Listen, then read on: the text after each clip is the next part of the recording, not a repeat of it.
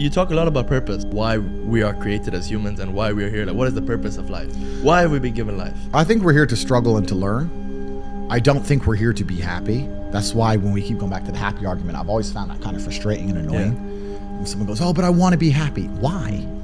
Why do you want to sit there and laugh like you were happy your entire childhood? That's your happy days. You're allowed to be happy as a kid. It's all over now, right? You're a man. You have responsibilities. I think we're here to do important things, and important things are going to be difficult, and they're going to be hard, and you're going to get frustrated. But that's what gives you purpose. I think we're here to struggle. I think we're here to endure pain. Yeah. I think we're here to just see how hard we are to kill. I think that going through terrible things and living through them and coming out the other side is one of the most fantastic things about being human. I think that it's almost like once you understand what life is really about, there's no emotion which isn't enjoyable. The only emotional state which can be seen as detrimental is feeling nothing at all. But if you're sitting at home and you're feeling truly heartbroken, at least you're feeling something, right? And I think that's the whole part of being human. I think we're here to struggle. I think we're here to go through pain. I wake up each day and go, what can I attack? What problem can I solve? And look at history. Why did Genghis Khan wake up and want to conquer the whole world? Why did Napoleon conquer the world? Why did Alexander the Great conquer the world? You just wake up and just say, give me this, give me that. I want all of it.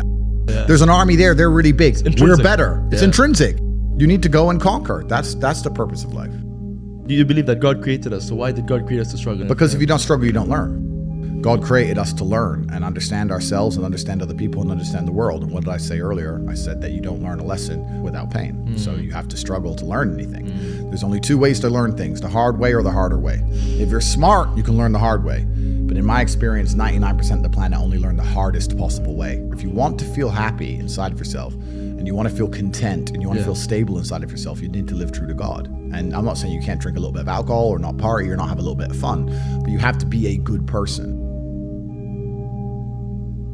I don't believe in the societal paradigms in which they have tried to construct this idea of happiness. I don't believe or subscribe to the way that happy and sad is currently understood by the masses of the population. I think if you are anything less than absolutely distraught, you are happy. You're a version of happy.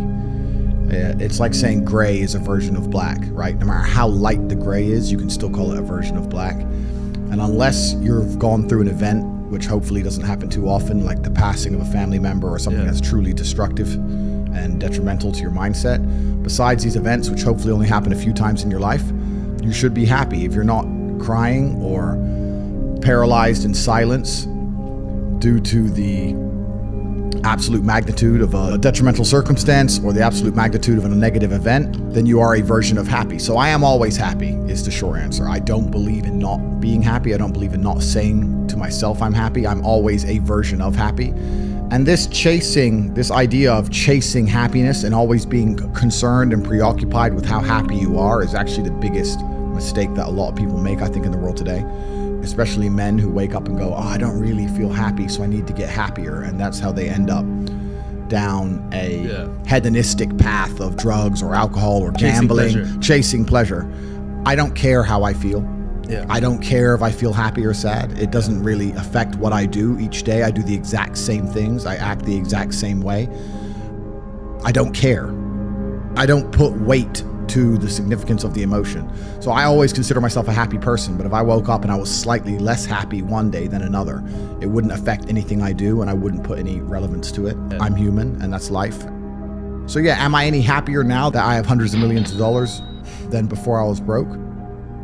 Not really, but I was never unhappy. I'm the same state that I was then that I am now. I have work to do and I will do it. It's as simple as that. Well, also, there's no light without dark, and there's no joy without pain.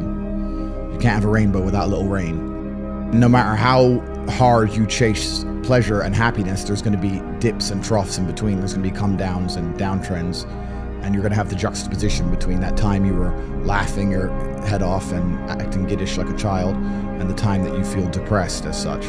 And I think it's much better to just adopt a very disciplined, stoic mindset. I'm always the same base level of happy regardless. If I lost all of my money today, I would be the same happy. If my net worth quadrupled, I'd be the same happiness. But as long as I'm alive and the people I care about and love are alive, and as long as I get As long as God gives me the honor of doing my duties and providing for the people I care about, as long as I get to wake up and know that there's a whole bunch of people in the world who need me and I get to work hard to please them and do good for society and good for the world, then I'm a vessel of God, and I'm happy enough to survive. That's all I look at it as. I don't ever consider how do I feel. That doesn't cross my mind. I have things to do. I'm too busy. I have things to do every single day. I have very important things to do, and how I feel really is not going to affect how I complete those tasks.